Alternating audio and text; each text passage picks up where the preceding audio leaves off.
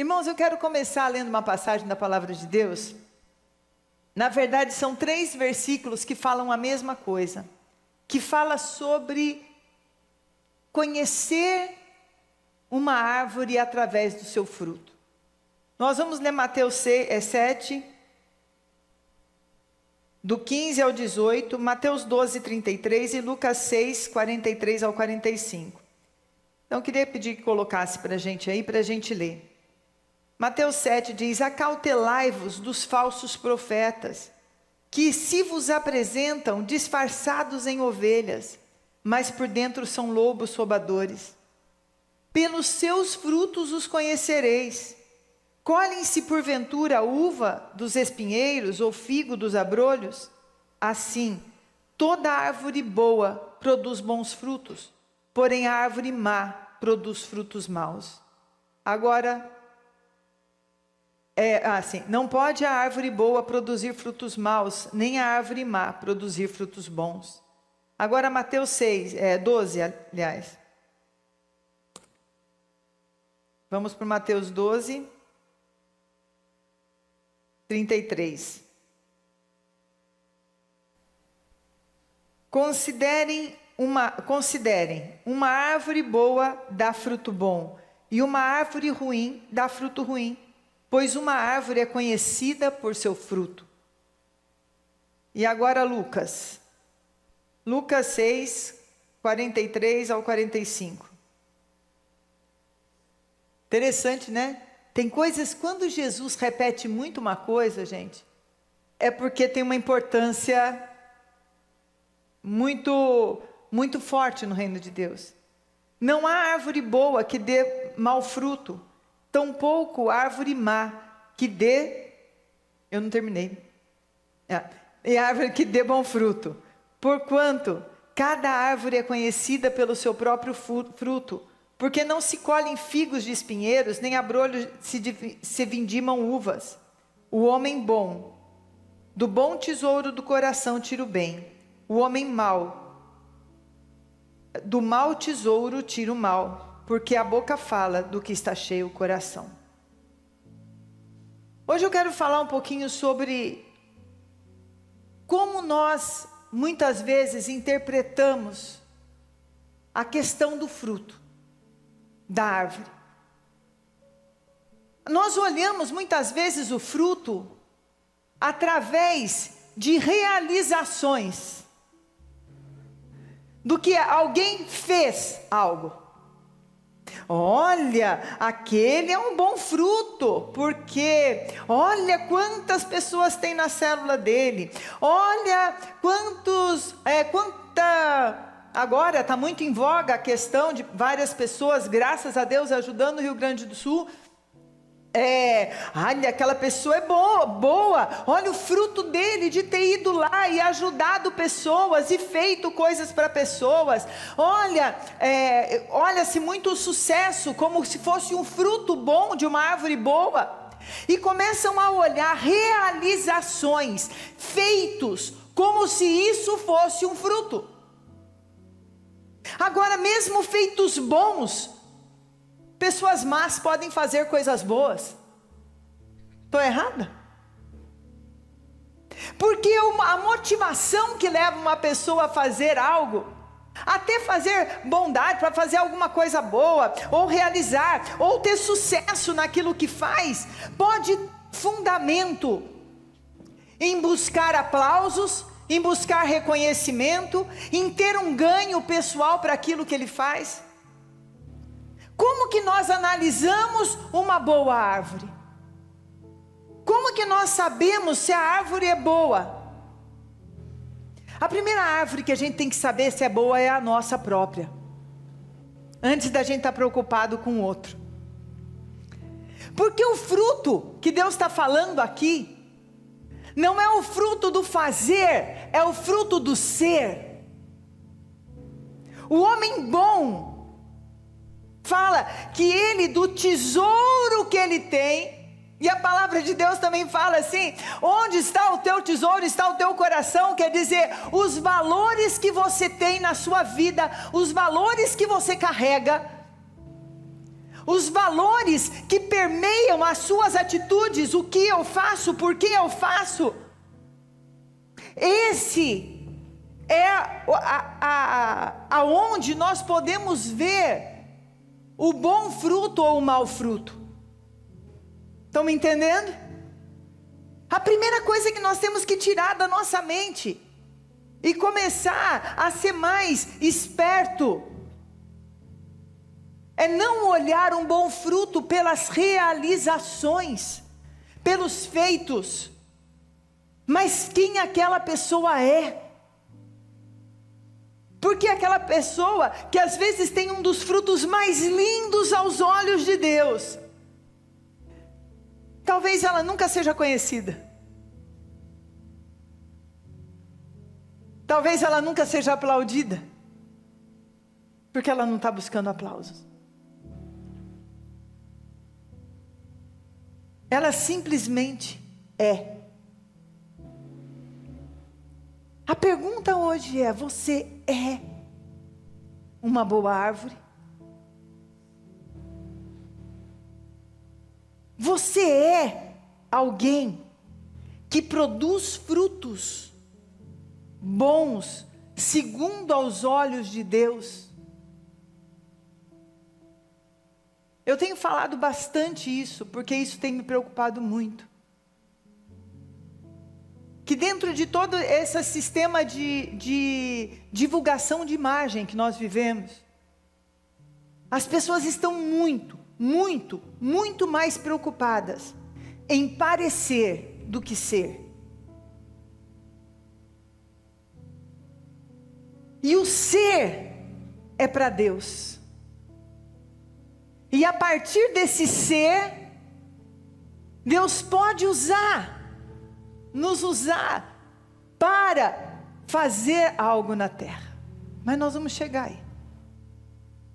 Quando a gente fala de uma árvore de frutos, a gente vê também que várias vezes nós somos comparados na palavra de Deus como árvores. Tem muitas comparações. O homem justo é como uma árvore plantada junto a ribeiros de águas. Quem é o homem justo hoje? Aquele que é justificado pelo sangue do Cordeiro, aquele que já recebeu Jesus por Salvador, mas isso a gente vai falar daqui a pouco também. Aquele que foi transformado por Jesus. E vai falando sobre árvore, também fala em João 15, que fala que Jesus é a videira verdadeira e nós somos os seus ramos. Quer dizer, nesse momento fala de uma árvore boa, e eu quero que você comece a trazer isso à sua memória, para você entender aquilo que eu quero chegar. A árvore boa aqui, que Jesus está querendo que a gente seja, já é uma árvore que não é independente mais. É uma árvore que abriu mão de ser ela mesma para ser o galho de uma árvore principal, que é Jesus. Eu sou a videira verdadeira. Meu Pai é aquele que cuida, é aquele que cultiva. Vocês são os ramos. Opa, está chegando em outro lugar agora, gente. Olha o lugar que está chegando, que eu estou tentando levar vocês agora comigo. Porque como ser essa árvore que dá bons frutos? Nós somos maus. Em pecado fomos gerados. O pecado, ele habita no coração do homem, a maldade habita no coração do homem, e Jesus começa a chamar esse homem e falar: eu quero te fazer uma árvore boa, de bons frutos, com bondade, mas uma bondade, irmãos, que não é inata. A tendência da nossa carne é egoísmo, é arrogância, é orgulho, é buscar os nossos próprios interesses, é a mentira. Olha para dentro de você e vê se eu estou errada. Mas Jesus pega e chama e fala assim: olha, minhas lindas árvores, Agora eu quero fazer algo com vocês. Eu quero que vocês deixem de ser árvores que vocês são e sejam ramos da árvore que eu sou.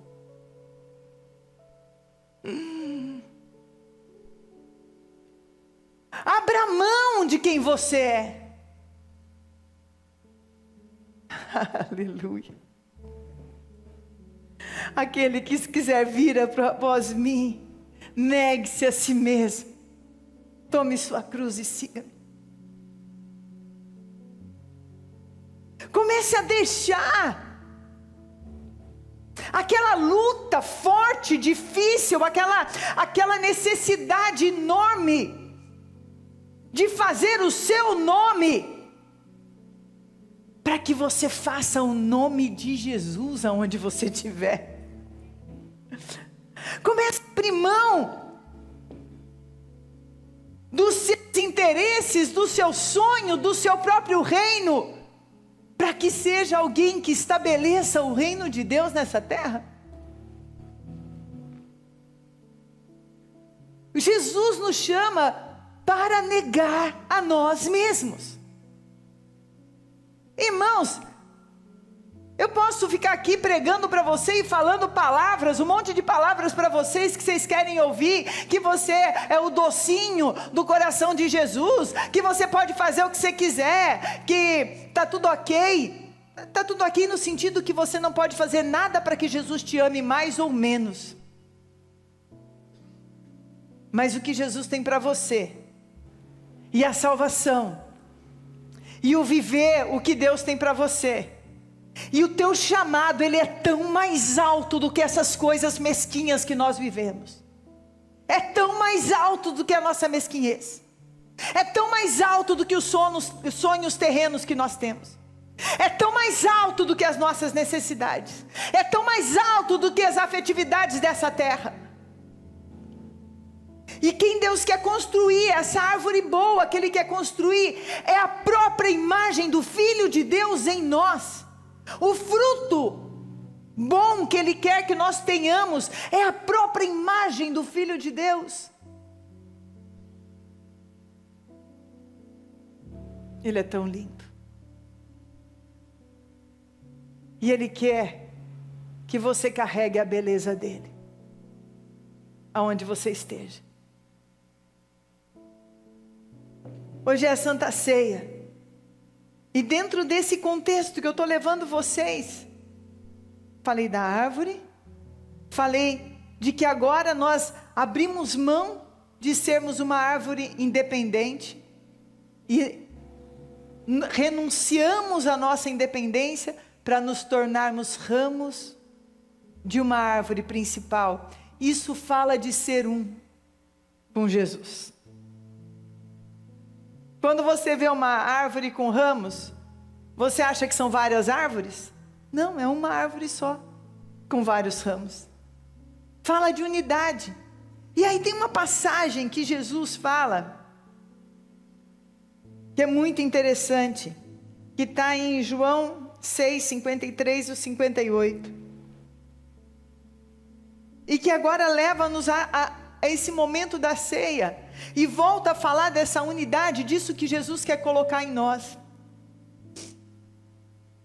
Jesus lhes disse: eu digo a verdade, se vocês não comerem a carne do Filho do Homem, e não beberem o seu sangue, não terão vida em si mesmos. Todo aquele que come a minha carne e bebe o meu sangue, tem a vida eterna, e eu o ressuscitarei no último dia. Porque a minha carne é a verdadeira comida, e o meu sangue é a verdadeira bebida. Na tradução mais original fala: a minha carne é verdadeiramente comida, e o meu sangue é verdadeiramente bebida. Quando a gente lê essa palavra e a gente toma ceia, ok, é linda, é inspiradora, é maravilhosa, mas é muito abstrata, não é, gente? Fala comigo. Você já parou para pensar sobre isso? Como é abstrato? O que Jesus estava querendo dizer? Esse foi um dos discursos mais difíceis que Jesus teve, onde ele falava que ele era o pão da vida, e aonde ele foi abandonado pela maioria dos discípulos. Porque era algo muito complicado, porque eles olhavam, eles pensavam como, nossa, me fugiu a palavra, pessoas que comem gente, como é que é mesmo? Canibais, isso. Eu falei, será que a gente vai ter que ser canibal? Comer Jesus assim? Era uma palavra muito difícil e uma palavra bastante abstrata. E quando Jesus me dava essa palavra, num momento que Deus estava me trazendo uma revelação tão linda, tão linda, tão linda dele. E eu pedia que ele me mostrasse o que é isso. Ele falava assim, vocês não entendem. Comer a minha carne é se assemelhar a mim. É ser a minha semelhança. É que as pessoas olhem para vocês e me vejam em vocês. Beber do meu sangue é ter a minha vida, a vida eterna, fluindo através de vocês. Beber minha carne e comer o meu sangue é falar, eu sou um com Jesus. De novo, somos o ramo da videira. Quando fala de comer a carne e beber o sangue, o momento que você toma a Santa Ceia do Senhor, você tem que ter consciência do que você está falando. Você está falando, Jesus, eu quero ser um contigo. Mas ao ser um contigo, porque, vamos fazer um paralelo para a gente entender aqui. Quando um casal se casa, a palavra de Deus diz que os dois se tornam um. Ao os dois se tornarem um, esse é um processo de unidade. E eu sempre falo isso porque é uma verdade. Quem é casado, bem casado, como eu fui, há muito tempo, sabe que isso acontece. Que a gente vai começando a ficar meio parecido com o outro. Às vezes, até fisicamente a gente fica meio parecido. Às vezes não fica tão fisicamente, mas fica assim de jeito de ser, de expressões. Então, maneira de falar. A gente começa a ficar meio parecido com a outra pessoa.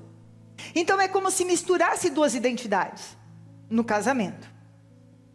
Mas quando Jesus fala, coma a minha carne, beba do meu sangue. Quando Jesus fala, seja o ramo da árvore que eu sou.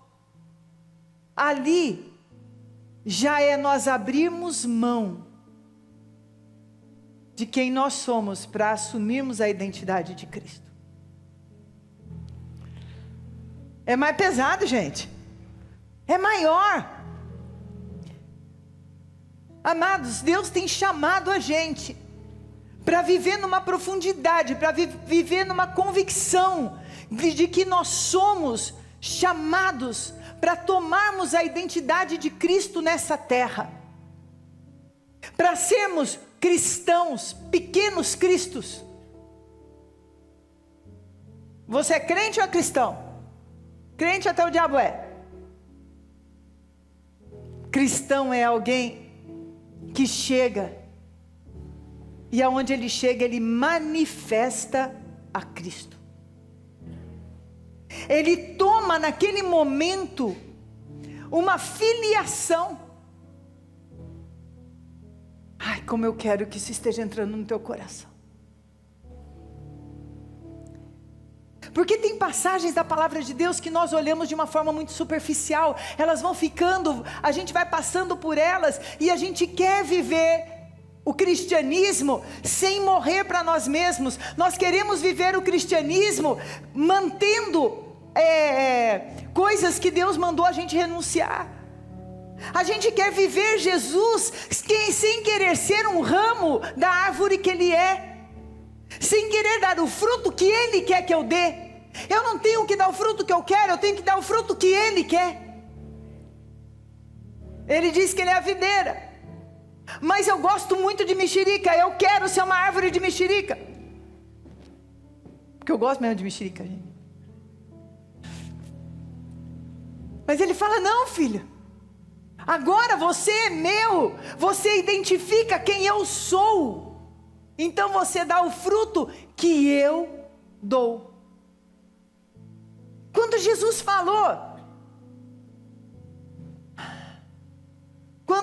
falou que obras maiores que Ele fez nós faríamos, Jesus estava falando dessa manifestação. Não é que eu vou ser maior do que Jesus, porque nunca eu serei maior do que o meu mestre, do que o meu Deus, do que o meu Senhor e Salvador. A gente olha essa passagem e a gente já pensa em milagres. Uau!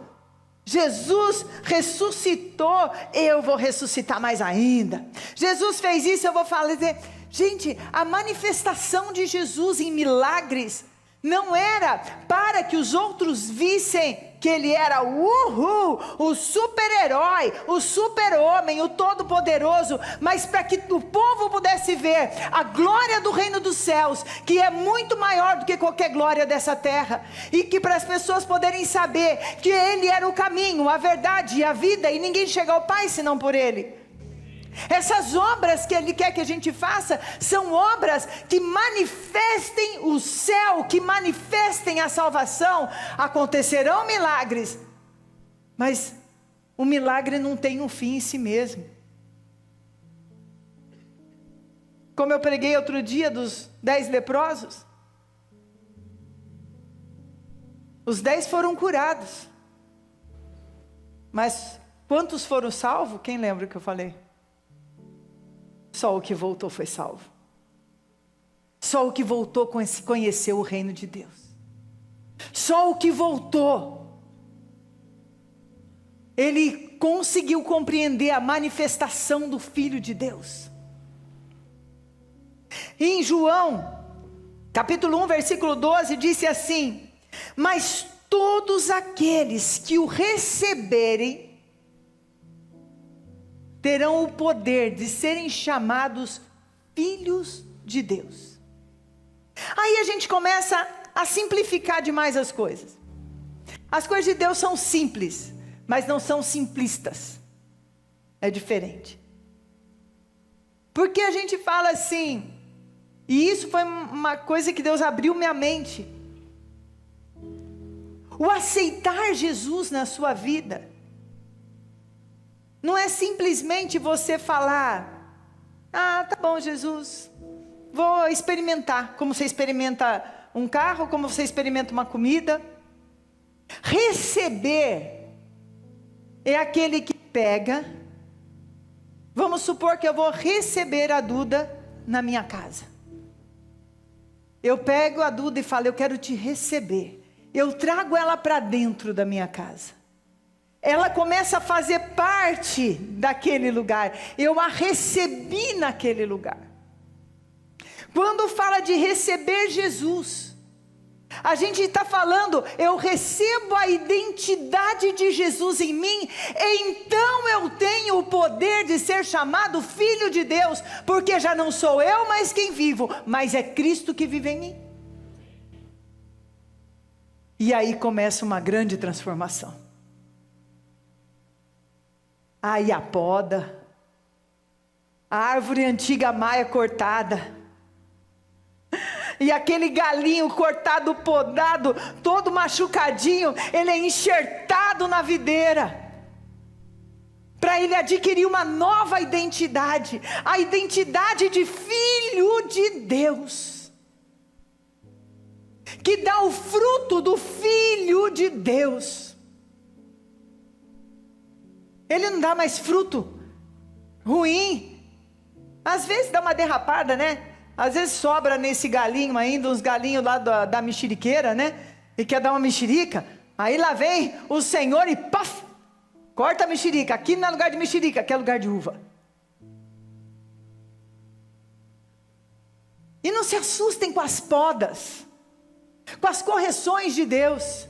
Porque Deus corrige o filho a quem Ele ama, se você ainda está sendo corrigido, porque você às vezes quer voltar a ser uma árvore independente do filho de Deus, independente de ser filho de Deus. Deus vai dar umas podas em você, e glorifica, irmão, glorifica a vergonha que você passou, glorifica as consequências, é porque você ainda é amado. Porque a hora que ele desistir de você, a hora que ele vê que não tem mais jeito, ele vai deixar você ser essa árvore independente. E que às vezes muita gente vai estar aplaudindo e falando assim: que árvore boa, olha como realiza, olha como faz.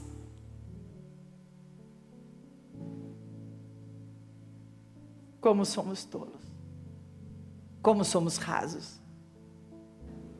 Deus está nos chamando para de ser raso. É hora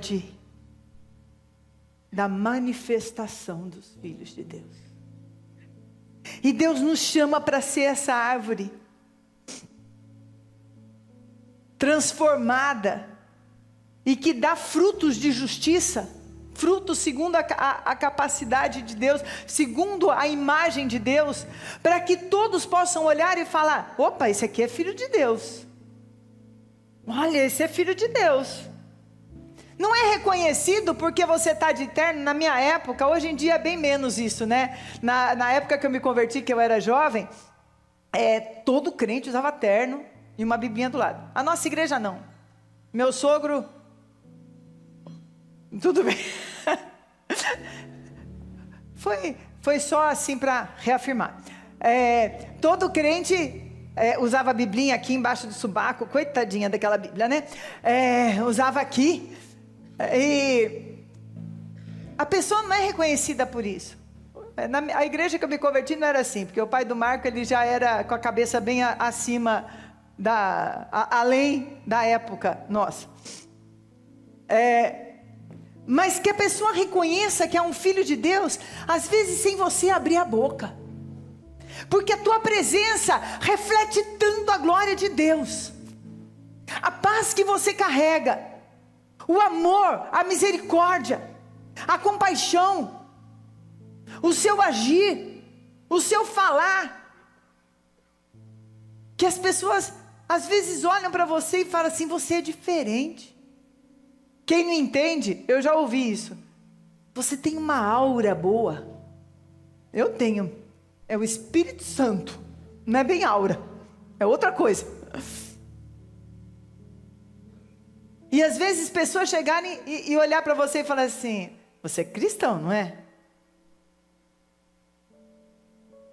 Não por ser chato, né? Porque tem muito cristão chato. Jesus não era chato, gente. Quando vocês leem a Bíblia, vocês acham que Jesus era um chato? Não é alguém que a gente gostaria de estar perto? Eu fico lendo o Novo Testamento, lendo a vida de Jesus, e ele era uma pessoa que ele era firme nos posicionamentos dele, sem ser chato, porque ele era cheio de misericórdia, ele era cheio de amor, ele exalava o amor incondicional de Deus. E Deus tem nos chamado para comermos a sua carne, bebermos o seu sangue, para sermos enxertados nessa videira, para sermos tomados por ele de tal forma que o nosso cheiro seja o cheiro dele, que o nosso olhar seja o olhar dele, não um olhar acusador, mas um olhar de bondade e misericórdia, que o nosso falar seja um falar dele,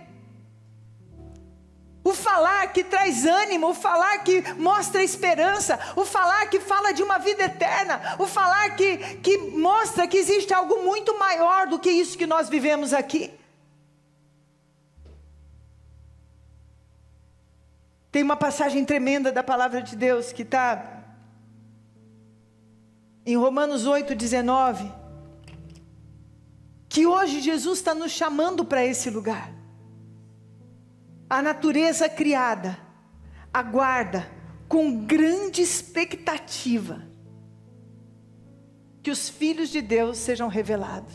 Em outra tradução que eu gosto mais, diz: a manifestação dos filhos de Deus. A manifestação dos filhos de Deus, amados, não é gritos. A manifestação dos filhos de Deus é muito mais do que sair com camisetas dizendo Jesus é meu Senhor. Eu acho bom, não acho ruim não. Melhor do que algumas que você compra, que está escrito em inglês e está escrito uma bobagem, você nem sabe o que está escrito, né? Tem gente que compra camiseta e está escrito uma tremenda bobagem, só que é em inglês ele não sabe. Não. Honre com as suas roupas, Jesus. Mas a manifestação do Filho de Deus é nós tomarmos essa identidade de Jesus de tal forma na nossa vida, que o nosso existir já é a manifestação do Filho de Deus, na faculdade, na escola, onde eu trabalho, na rua, no meu vizinho. A minha presença é a manifestação do Filho de Deus, que pode ser seguido de milagres. Em alguns momentos poderão não acontecer milagres, mas a manifestação do Filho de Deus é aquela coisa que, se você falar hoje de todo o teu coração: Jesus, eu que te recebo.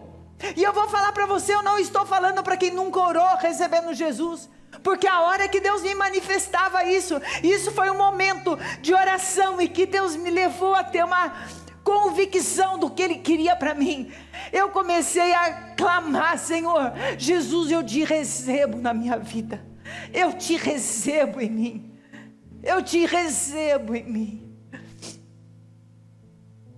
Lembra que eu falo que a gente tem que receber Jesus todos os dias, a gente tem que escolher Jesus todos os dias. Só assim a gente vai acontecer essa expectativa. Quem é a criação? São os filhos de Deus, são as pessoas criadas por Deus, mas que ainda não conheceram Jesus. Elas são a criação de Deus.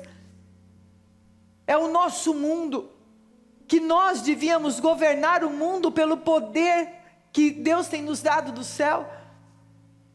A manifestação dos filhos de Deus é para começar hoje, aqui, agora. Não que eu não fale que em outros lugares já não esteja acontecendo isso, mas eu sei daqui, da nossa porção. Na hora que nós saímos desse lugar, ao sair, comece a se manifestar a manifestação dos filhos de Deus. A hora que vocês começarem a sair, aonde vocês alcançarem essa semana, seja a manifestação dos filhos de Deus, a manifestação daqueles que são tomados pela identidade de Cristo, aqueles que são tomados por essa identidade. Irmãos, findou o tempo. Deixa eu te dar um aviso.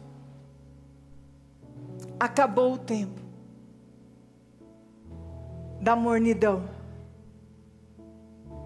Acabou o tempo de sermos crentes e não verdadeiros cristãos. A criação está clamando. Aonde você está, perto de você, está clamando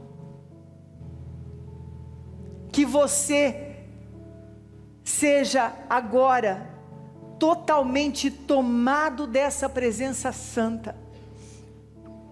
Renuncie a você mesmo por amor a Jesus. Renuncie a si mesmo. Hoje, quando a gente estiver tomando a ceia, que eu vou começar a fazer agora, que você clame a Deus: Senhor, eu quero te receber. Eu quero ser enxertado na videira. Eu quero dar os frutos bons que o Senhor dá. Eu quero ser o Filho de Deus, que manifesta essa glória aonde eu esteja. E eu volto ao começo do que eu falei. Não é realização, é ser. E aí a gente pode ver uma forma mais fácil de você começar a ver se você é, e se esse fruto ele flui da tua vida. Vendo pelo fruto do Espírito de Gálatas 5.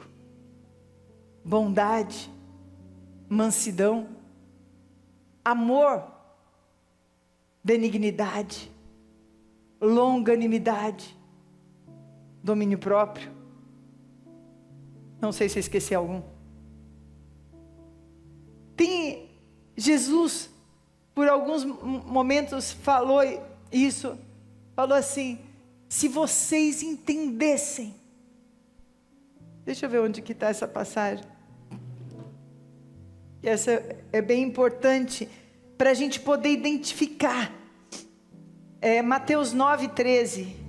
Depois tem também no 12:7, mas vamos no 9:13. Onde Jesus chama e fala assim: se vocês conseguissem entender que eu não quero sacrifício, eu quero misericórdia. Eu quero que você seja tão revestido da misericórdia que eu tenho, que ao você levar o Evangelho, ao você levar a minha presença onde você vai levar, você não vai levar ali com regras e com leis, você vai levar com a misericórdia, que foi a que eu apresentei, no momento em que eu fui para a cruz. Amados, Deus quer menos regra e mais transformação. As regras, aí eu tenho que fazer desse jeito, eu tenho que fazer desse, eu tenho que fazer desse, é porque você não é alguém que aquilo sai naturalmente. Se eu falar que eu tenho que ser generoso, é porque eu não sou, e eu preciso estar ligado a Jesus para eu ser, porque o homem bom faz bondade, o homem misericordioso dá misericórdia. Quem é paciente, ele demonstra paciência, porque ele é tomado por esse Espírito.